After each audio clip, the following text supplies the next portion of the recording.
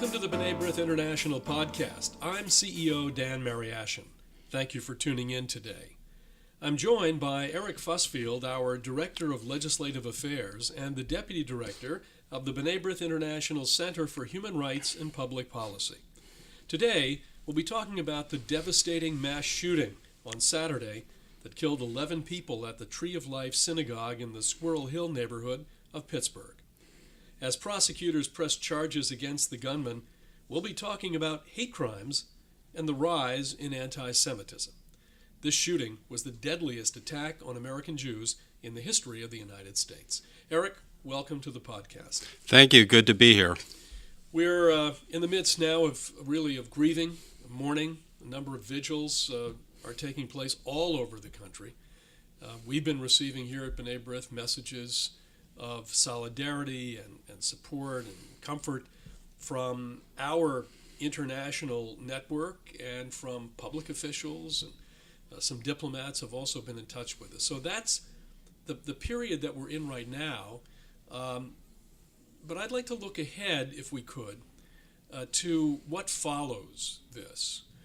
The history of hate crimes in America is a long one. This particular incident, as I've said, is the worst against the Jewish community in our history. But there's a long history of hate crimes and anti-Semitism that goes back, of course, many, many years. If you had to say one thing about what the next step should be, what would that be? Well, the first step would be the prosecution of this individual. And he could be prosecuted under a law that B'nai B'rith and other civil rights organizations fought for many years and was finally passed and signed into law in 2009. That's the Matthew Shepard and James Byrd Jr. Hate Crimes Prevention Act. And among other things, one thing that this law does is it makes it a federal crime to willfully cause bodily injury or attempt to do so using a dangerous weapon because of the victim's race, color, religion, or national origin. So if the Justice Department wants to, they can prosecute the perpetrator in this case under that law, and this would bring about enhanced penalties and there may be additional aspects that will come into play, like the federal authorities can bring additional tools and additional resources to the investigation of this crime. And so the law enforcement aspect is the first order of business. But beyond that, we have a lot of work to do in educating the public about anti-Semitism, in mobilizing the public to combat anti-Semitism. This is the latest anti-Semitic hate crime, but it is a profound illustration of the depth of the problem. Now, one could say anti-Semitism really is the oldest form of hatred. B'nai B'rith worked on the Convention on Racism and Discrimination in the Organization of American States, which we're accredited. And our role in that discussion with a number of other NGOs, non-governmental organizations, other civil society organizations, was to get the word anti-Semitism into the convention, because anti-Semitism is a very specific form of hatred. How then, going forward after Pittsburgh, do we work in that important element into any discussion of hate crimes? You talk about educating the public. Public officials have a tremendous obligation to use the bully pulpit to stand up and speak out. But how do we now inform the public, really, about what anti-Semitism really is, beyond just the word? And there's some vague understanding by some people and some very in-depth understanding by some people, but how can we now, in effect, mainstream understanding of exactly what it is and why it's so abhorrent? Anti-Semitism is a unique and uniquely resilient social phenomenon. It's the oldest social hatred. It's always been there. And it exists over time in different permutations and different manifestations, but it's still very much with us today. And in a way, as appalling and as shocking as this tragedy in Pittsburgh was, we can't be too surprised by it because it was an illustration of how anti-Semitism has taken hold on the far right. We saw signs of this after the white supremacist rally in Charlottesville last year, where these people were nominally marching in opposition to the removal of Confederate statues. And what was their mantra as they marched for this cause? Jews will not replace us. That was a wake-up call to our community and to the world that anti-Semitism is the point of entry. It's the doorway into other forms of hatred. Why anti-Semitism? Because Jews are popular subjects of conspiracy theories. We are often accused or credited, depending on your perspective, of controlling key institutions, of being able to pull the levers in society in such a way that we can open the door for new social developments that the far right finds very threatening. For example, immigration is one, rights of women are another, civil rights for African Americans and other minorities. These things are perceived as threatening by the far right. They're perceived as a loss of the position of the white race, and Jews are held culpable for these developments. But these conspiracy theories have been out there for hundreds of years, or at least in its modern. If you want to take it from the Protocols of the Elders of Zion, if you want to take it from the beginning of the 20th century. So they've been out there. But don't you think that the internet and social media, as we've looked, for example, in this particular individual who was arrested in these horrific killings, where these means were not available in the past, there now is an instantaneous mechanism to either trumpet these thoughts, these ideas, these horrific statements about Jews and about others, of course, and also to get a kind of an echo chamber and get it back from others who share the same views. So if we've reached kind of a new level in terms of the trafficking in anti-Semitism, how do we deal with that issue? Because, I mean, you and I, all of us, we go not necessarily to those websites, but you can just go to mainstream websites, news websites, and look at some of the comments that are made, and some of them are extremely frightening. How are we to deal with that? Well, there's no question that the internet, social media are a breeding ground for anti-Semitic and other hateful attitudes, and it helps proliferate those messages of hatred, and it normalizes hatred in various ways. So there needs to be, because the internet is an industry that is largely based in the United States, and the First Amendment to the Constitution is the law of the land here, we don't, as a matter of course, outlaw forms of speech, even speech that we find especially repugnant.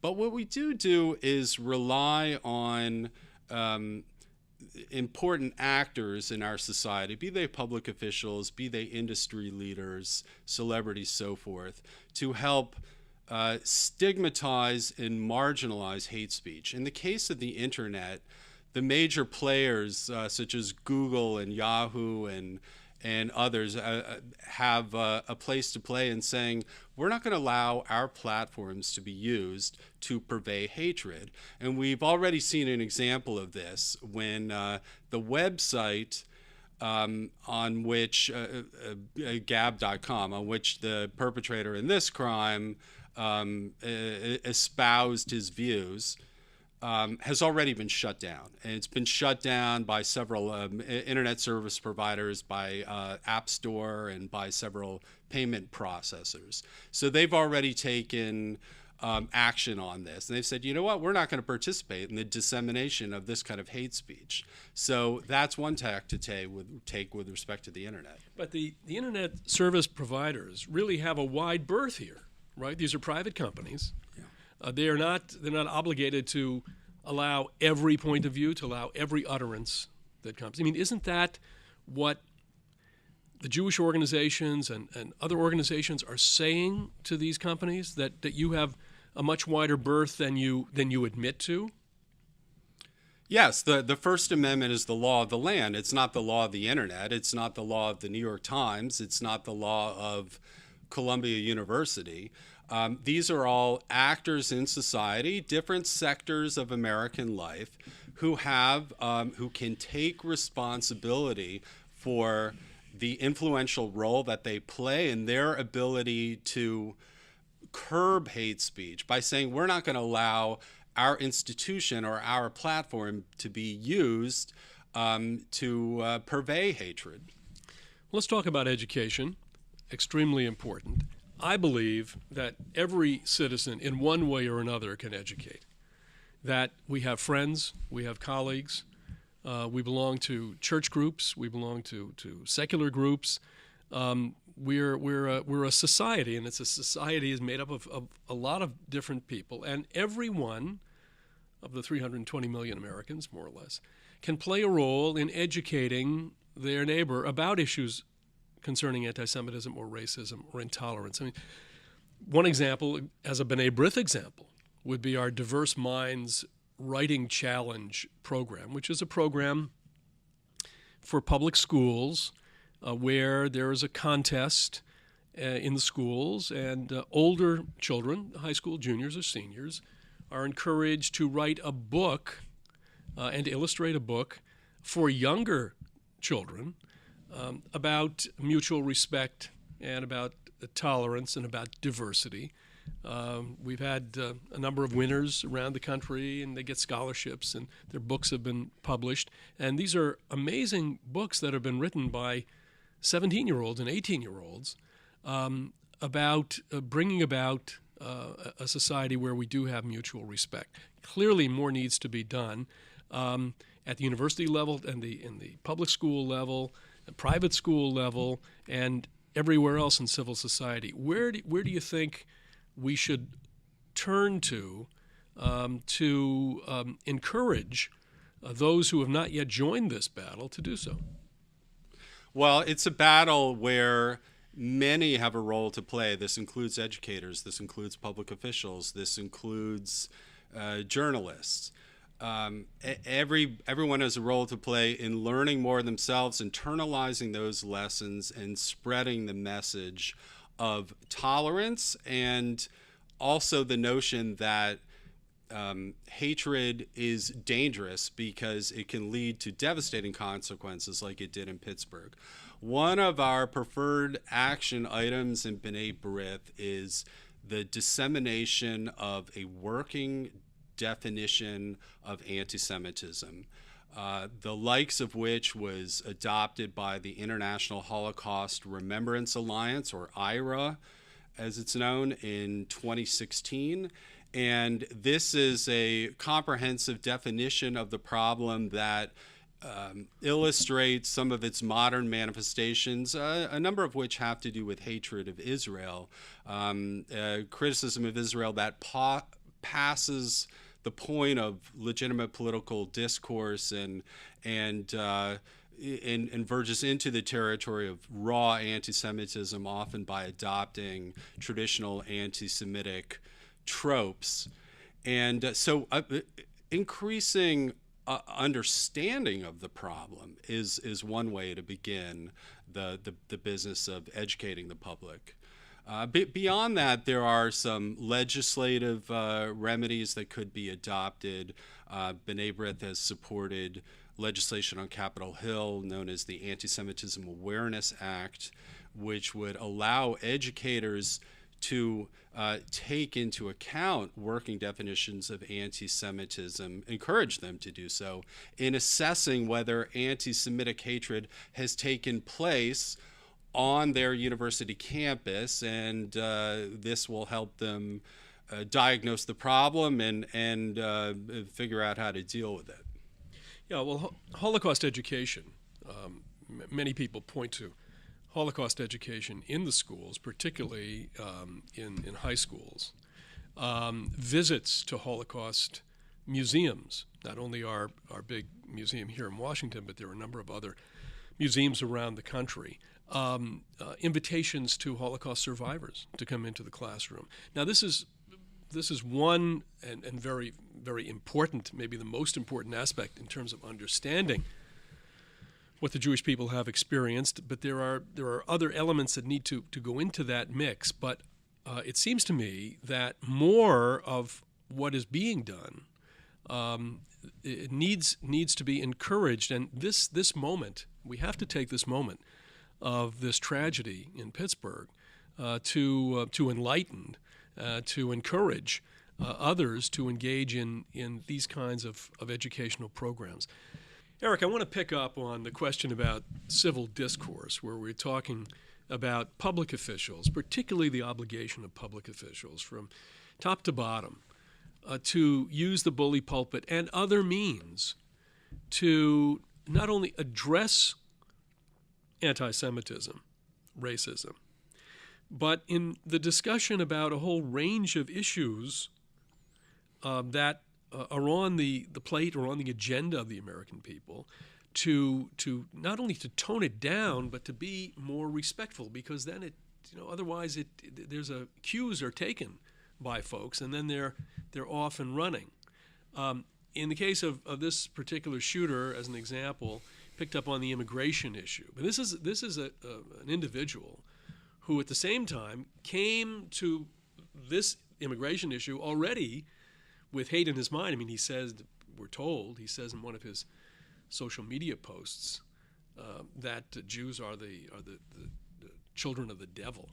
So what's the role? How do we get civil discourse back on track here?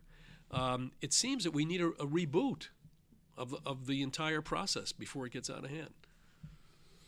Well, episodes like Pittsburgh can serve as a gut check for our society when the rhetoric in our public debates has become so heated and so divisive that it leads to devastating consequences. Sometimes we need to stop ourselves and realize what has happened and reflect on it. And this is one of those moments. And public officials, from the president on down, this is it's not just about one person. There are candidates for Congress who engage in public debates over divisive issues, and other figures at every level. We need to tone down the rhetoric, and this is particularly the case in divisive issues like immigration and refugee asylum, because we saw that this was one of the issues that animated the shooter in Pittsburgh. He is against immigration. He's against America absorbing refugees. He faulted HIAS, the Jewish immigration organization, for encouraging refugee asylum. And so he took his animus out on Jewish targets. And so we need to have a public discourse that is free of accusations against those who and vilification of those who we disagree with. We should be able to have a rational discussion about our national immigration policy. In fact, we need a rational discussion about our immigration policy. Immigration has been used as a wedge issue in American politics, and we need to turn it into something other than that. we've discovered in the days, just the several days since the Pittsburgh shooting, that there are more people of goodwill than bad will in our society. We've seen this in the outpouring of support from other faith communities and neighbors of Jewish residents of Pittsburgh, people across the spectrum. It really is a situation where people of goodwill need to come together and say, we're not going to tolerate this kind of hatred in our midst. Unfortunately, we don't have any Abraham Lincolns in our society today, but to follow his lead, we need to summon the better angels of our nature and understand that we're all stakeholders in this society and come together in favor of a common good. Well, Pittsburgh, as we've said, really is a wake-up call, and it's going to be the canary in the mine writ large going forward to see if we can be our better selves going forward in fighting anti-Semitism and racism and in our public discourse. You've been, if I can just switch the scene a little bit to Europe for a second, because you've been deeply involved through B'nai B'rith in combating this tremendous spike in anti-Semitism in Europe over the past couple of decades. There have been attacks in France and other countries that we've read about, not unlike what we've just witnessed here in Pittsburgh. And there have been a whole range of other acts of anti-Semitism. What kind of scorecard would you give the European countries as they either confront or should be confronting anti-Semitism in their midst? It's a mixed record, to be sure, which is not to say that we haven't made progress over the years. When this problem first started emerging in a serious way in the early 2000s, a lot of European officials were quick to dismiss it as just a blip on the screen, a temporary reaction to heated events in the Middle East. And over time, we convinced them that the problem was more serious and more persistent than that. And since then, a number of governments have taken action either on their own or through the European Union or through the Organization for Security and Cooperation in Europe, the OSCE, which has done a lot of work to combat anti-Semitism and other forms of intolerance. But clearly, there's still a long way to go. I mean, the progress has been made, but must continue to be made in areas such as passing hate crimes laws. We have them here in the United States. Not every country in Europe has them. Improved law enforcement methods and training, monitoring hate crimes and collecting data is very important. And some countries do a better job of that than others do. So, and of course, education and tolerance building. These are all areas that governments need to be working on, and some have done better than others, but we need to encourage all of them. Well, just this year alone, B'nai B'rith has participated in a important conference on anti-Semitism. It was held in Rome. You were at a conference for the OSCE, I believe, in Warsaw just a couple of months ago. So as an organization that is present in B'nai B'rith and present in countries where these anti-Semitic acts and attacks have taken place, we certainly have a great interest in moving European countries in the right direction as well. Eric, I'm sure that this is a discussion that will continue because as we come out of the period where this terrible attack took place, there will be, I'm sure, a number of different initiatives that will come forth. At least we hope that there will be these initiatives to move us to a better place in terms of being able to combat and to push back the kind of hatred that we saw exhibited just a few days ago in Pittsburgh. So thank you for being with us today. And thanks, everyone, for listening to our podcast. Please visit our website, b'nai-b'rith.org, like our Facebook page, and follow us on Twitter. Subscribe on your smartphone through the podcast app for iPhone or through Google Play for Android. And lastly, tell a friend about us. For my guest, Eric Fusfield, I'm Dan Mariaschin. We'll talk to you next time on the B'nai B'rith International Podcast.